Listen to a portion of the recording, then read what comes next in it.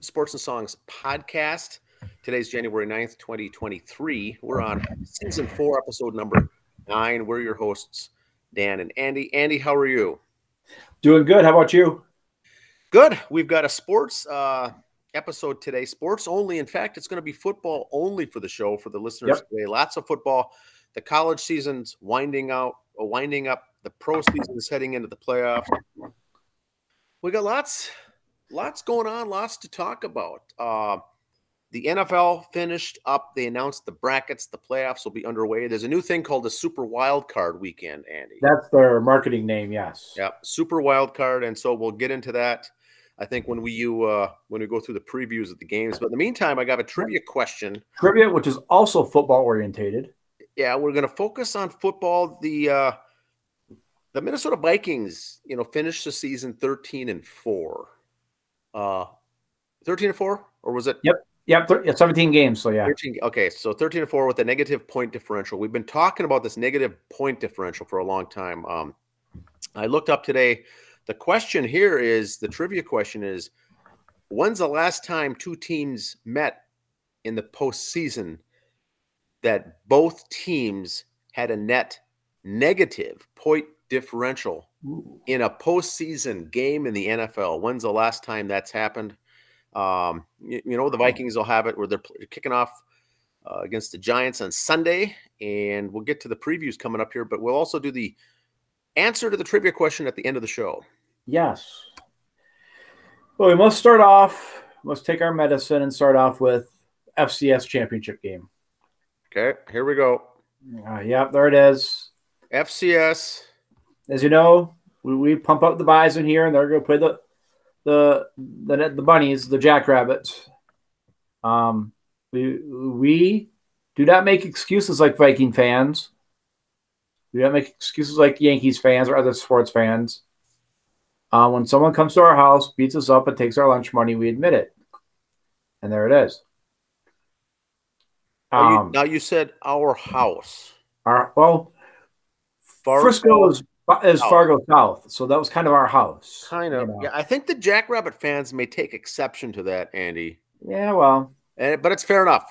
Bison has been going there for so long. 9 championships in 11 years there. It was kind of a home away from home. Now, we watched this game together here in the studio. We took it in. We live tweeted, did some Facebook tweets because both of us were looking forward to this matchup. Yeah. And we know we had a whole host of NFL games on, but this was the game to watch. I mean, that second quarter was the breaker right there, 24-7. South Dakota State outscored them. It was not poor defense on the Bison part. It was not really good offense on the South Dakota part. It was a mix of everything. It wasn't just one or the other. I mean, it seems like that quarter the Bison just forgot how to tackle, or they were getting blown by too, but also they were just missing tackles. It was both. It was all over, just the perfect storm. Yeah. But yeah, congratulations to South Dakota State. They were ranked number 1 nationally. Title game going up against the Bison. They were favored by 5.5. Went on to win it. Very good game by them, I must say. I don't remember them making even a mistake really throughout the game at all. And some of the stats towards the end of the game are kind of blown up because of the score. They're out of proportion. So, a couple of facts here. South Dakota State, notable school record 14-game winning streak. The end of the year 14-1. They started the season with that loss to Iowa. Okay. 14-game winning streak, first national title, and their coach also received the Eddie Robinson Award. If you don't know who Eddie Robinson is, shame on you for not knowing your football history. He was a coach at Grambling. It's an award given out to the best. Well, it used to be Division II, now Division I FCS coach. It's the FCS Coach of the Year Award. They call it the Eddie Robinson Award. So congratulations. The Bison lost their first FCS title game for the first time in 9 championships since 2011. So hence that's where I say our house down there. Became 9-0. Now they're 9-1. Tremendous record. Yes. A couple other FCS notes. Season rankings ended. South Dakota State was number 1. Bison will be 2. Montana State ended the season at number 3. And one of their notes, they're the Big Sky Big Sky co-champion has received at least an FCS semifinals and 3 playoff appearances since 2019. Okay. Well, it's a team to watch. Montana State Bobcats. So keep an eye on them. Yeah, that's Tommy Malott. Yes. That group, they're very good, good conference there as well, and good team. Those are fun teams to watch there. Yep, 12-2 overall, 8-0 in the Big Sky. So they're up there all the time. They just can't make that last step, which South Dakota State could for the last few years and finally did. So, and the UIW Cardinals, who the Bison beat again, will be the number 4 ranked team at the end of the year. And the Walter Payton Award goes to their quarterback, Lindsey Scott Jr. I think that kid will probably play. He'll be on a team on Sundays next year. He may not be playing. Is he going to go in the first couple days? No. If you watch the kid for the 49ers, that last pick who's playing right now, Purdy. This guy might be like in that round. Okay, he might go. He'll get a call. And if he doesn't get drafted, he's going as a non-drafted invitee. If they do that for football, okay. He'll be at a training camp next year somewhere. So good luck to him. And that's the Incarnate Word University. Yes. Okay. The school that the Bison almost took to the Bison in the first half in the semifinals. The team that was putting up 70 points a game, 60 points a game. So good team there. All right, the NFL, here we go. Here's how the AFC is lining up. Okay. You got the LA Chargers and Jacksonville, and the winner there will go to Kansas City. Then the other games, you got Baltimore and Cincinnati, and Miami and Buffalo. That's your AFC brackets. On the right side, Dallas and Tampa. The winner gets to go to Philly. In the bottom half, you got the New York Football Giants, and the Minnesota Vikings, and San Francisco in the bottom half. Yeah, Seattle at San Fran. All these should be pretty good games. Now, I saw a post, Andy, you made that 3 teams from the state of Florida all advanced to the playoffs. Yeah. Yeah, all 3 teams made it. So I was Miami, Jacksonville. Interesting. Yes. Tough to do. Tough to do. Yeah. So here we go. Here's how the TV schedule goes. It's Super Wild Card Weekend, so it's all 3 days: Saturday, Sunday, Monday. So here we go. Saturday at 4:30, Seahawks at San Francisco. Division rival game. So, Seattle 9-8. They're hungry. They're getting in. Geno Smith, good quarterback. San Francisco's won 10 games in a row. This third-string quarterback's won 5 in a row, or 5 or 6 in a row. He's throwing 2 touchdowns a game in every game. I mean, they're just video game type numbers he's putting up. Fun to watch. Yeah, he's fun to watch. The numbers say point spread. San Francisco is a 10-point favorite, which means they are favored to win by 10 points. Otherwise, Seattle covers. There's money line if you're into that. The over-under is only 43.5.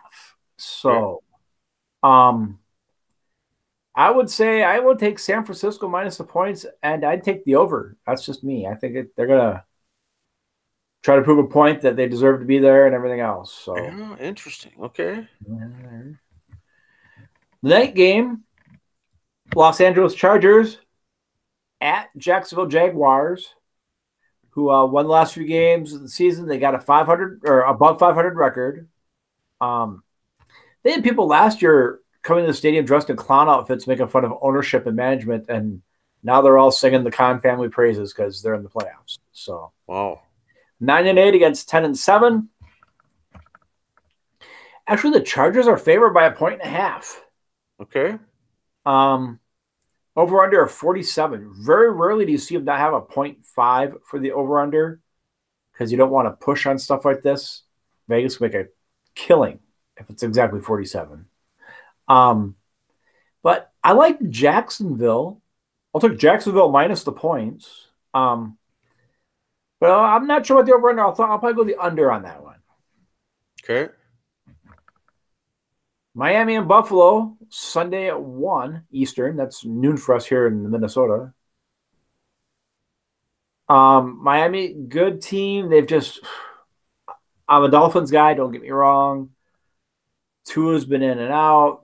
They're 9-8. Wow. Buffalo's a 10.5-point favorite, 44.5 for the over under. Buffalo's going to crush them. Now, what's the weather going to be like? Any outdoor? I have not heard. I have not checked yet. Okay. But everybody always makes that excuse. Oh, Miami playing in the cold weather and all this other stuff.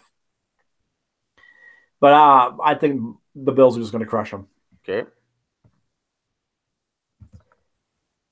The middle of the day game, because there's 3 games Saturday, so 3:30 here. I'll tell you this right now. The way it goes for the playoffs, yes, it's all different networks, but they work together. This game will start after the first one's done. Okay. They don't like to overlap, especially if there's an overtime. I think just kind of push it back. It is what it is.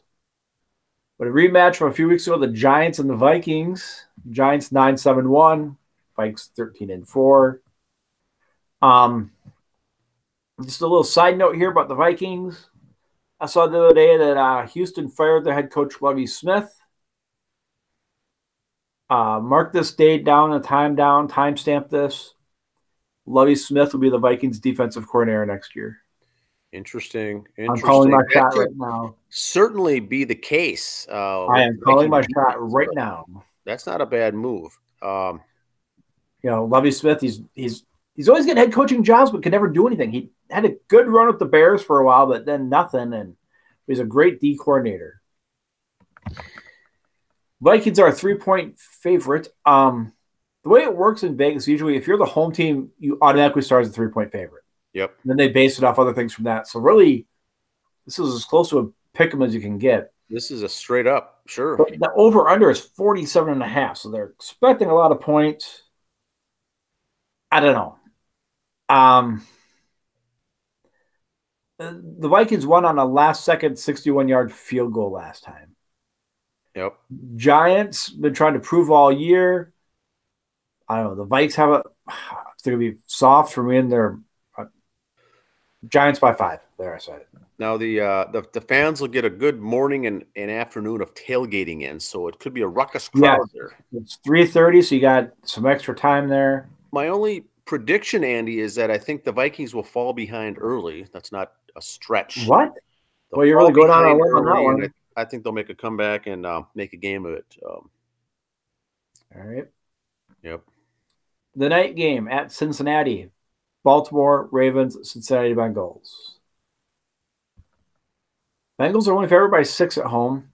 43.5 over under. I think the Bengals will win, but I don't know if they'll cover the spread, as they say. Yeah, these interdivisional games, you never know. Yeah. And Baltimore's other teams are 10-7, but wow, you don't know what Baltimore team's going to show up. Harbaugh is a good coach. It's the playoffs. We'll see. Okay. And then Monday night football. Dallas and Tampa. Dak and Brady. Whatever other matchups you want to have with it. Tampa at home and Dallas is favored by 3. Okay. 45.5 under. Wow. I think Dallas is going to win and win handily. I really do. Okay. Now, it wouldn't be a show without an episode of the Soapbox. Here we go. Yes. Now, I'm not going to get into my feelings on why or this, that, or the other thing. We're just going to spit facts, as the kids say. A couple weeks ago, there was an issue in the Buffalo-Cincinnati game where it was stopped halfway through the first quarter. NFL said, we're not making up the game. Tough bounce. It is what it is. Well, because of that, things came up where once if it's Buffalo and Kansas City for the AFC Championship, where will that game be played?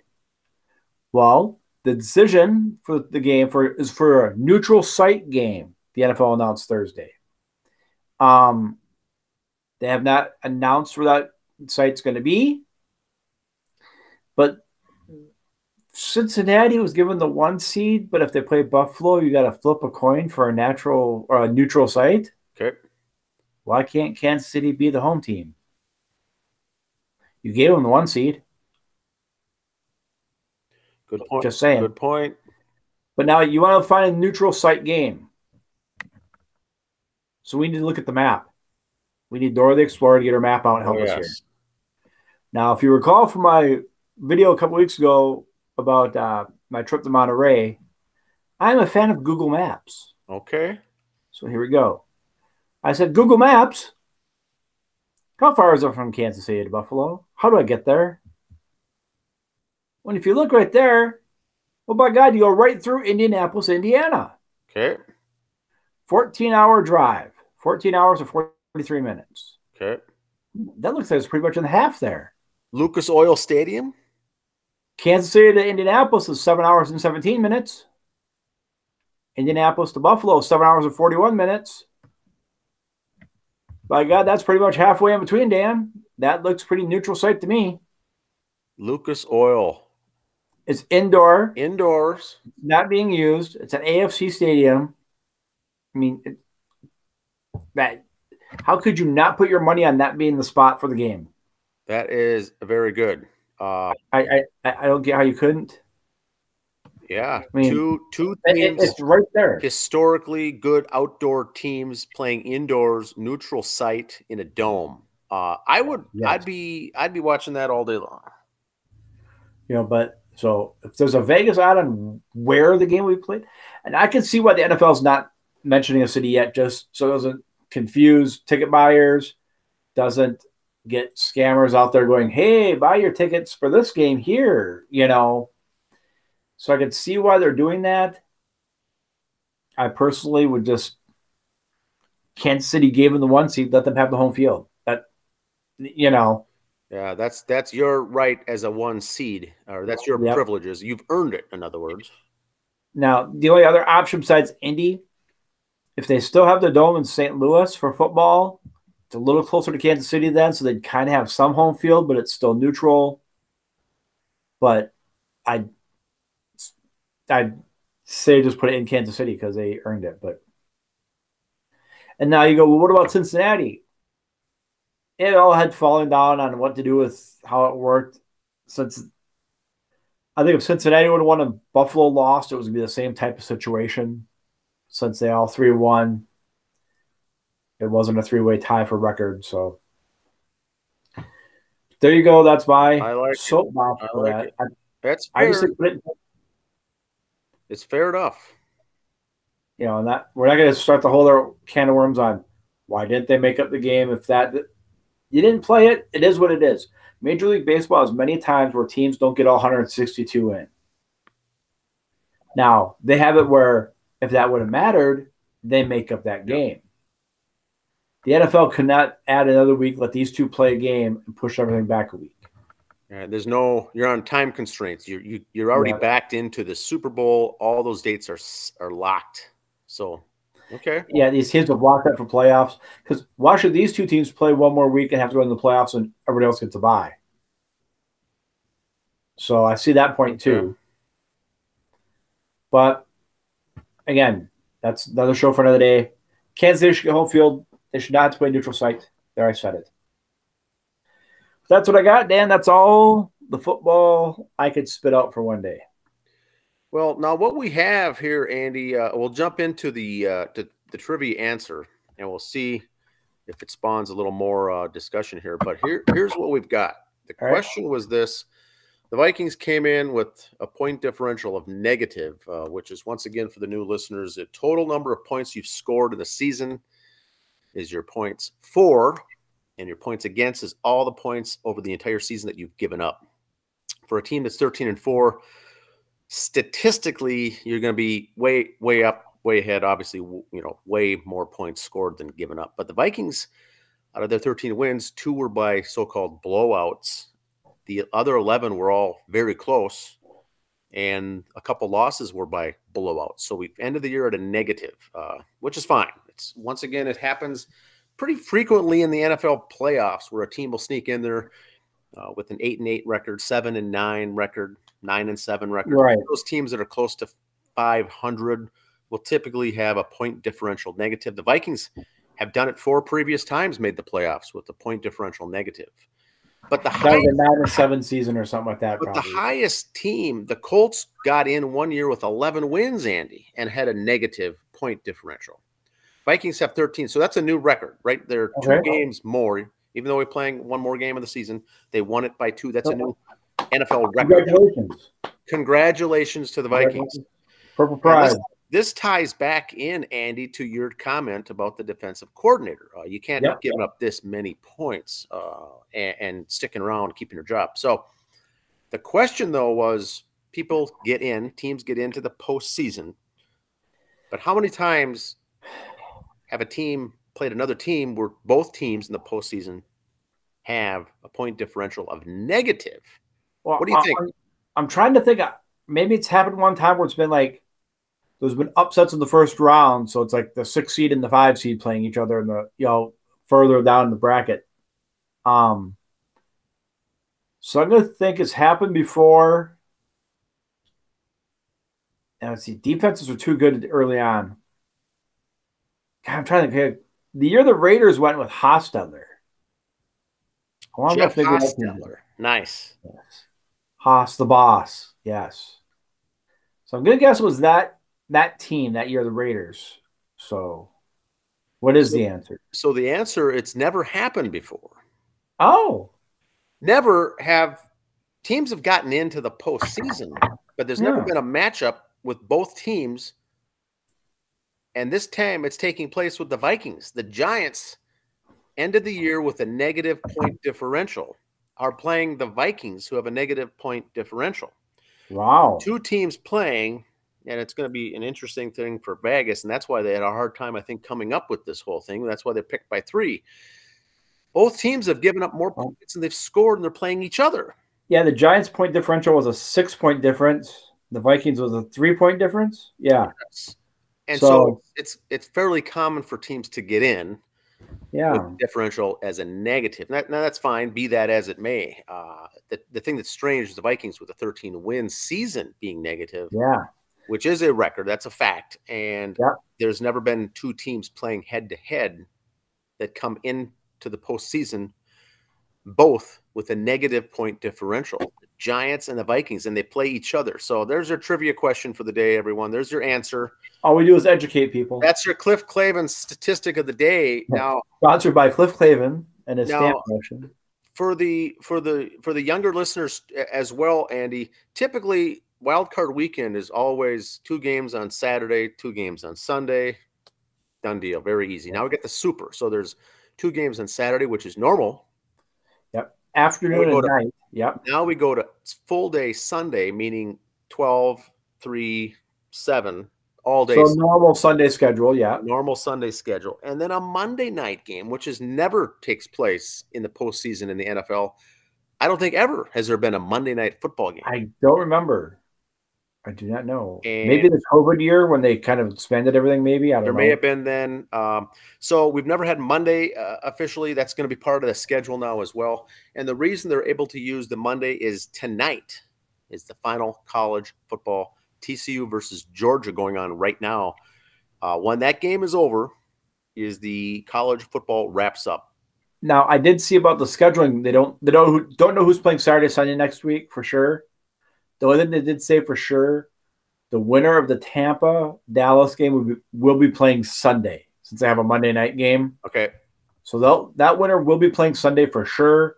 The other teams, it's up in the air. And they'll see who wins, who advances, and then the networks jump in there to see what games they want and who gets what, and then they'll lock those in later. But it's always fun to watch the wild card. Now, and I'm pretty sure they have every scenario, every possibility. They haven't figured out. They just haven't announced it yet. It's all the cash. Yes, whatever is the biggest market storyline. Again, you don't want to confuse people with advanced ticket sales and stuff, so they're waiting. And once again, we're going to 7 teams in each division make the playoffs, or Denny Green called it the tournament, the Super Bowl tournament. The tournament. So, and what they did was they add that 1 extra team to go to 7. And instead of 2 teams getting a bye this first round weekend, just 1 team gets a bye. So that's why they're doing it 7. So 7 and 7, that's 14 out of 32 teams make it. The one thing I like, Andy, I'm not a big NFL playoff guy, but anything single elimination, I've said it before, it makes it fun. I'm going to be tuning into the games, whether you're a big fan or not. Loser goes home. I love it. We are both not big NFL guys to start with. You can tell by watching the last 18 weeks of our podcast. We don't talk a lot NFL. But to me, the NFL playoffs, as much as I hate to say this, are getting to be kind of like the Stanley Cup. You don't watch the regular season, you just wait for the playoffs. NHL Stanley Cup, I watch those playoffs all the time. For some reason, the regular season bores me. That playoff format, I'm all in. I'll have it on in the background. I'm not going to watch all 9 hours on Sunday, but it'll be on. I'll be checking the score. I'll be in tune. You know, the playoffs. Yeah. This is fun. This is fun stuff. This is what it's all about. This is why you play the game. This is why they play the game. So that's the trivia. It's a football episode today. The next week at this time, you know, there's going to be only of the 14 teams left. There's going to be let's see, we got 6 games. Is it 6? How many teams will be left? 8 teams left. We're going to be really down to the 8. Yeah. We're down to 8 teams left, the Elite 8.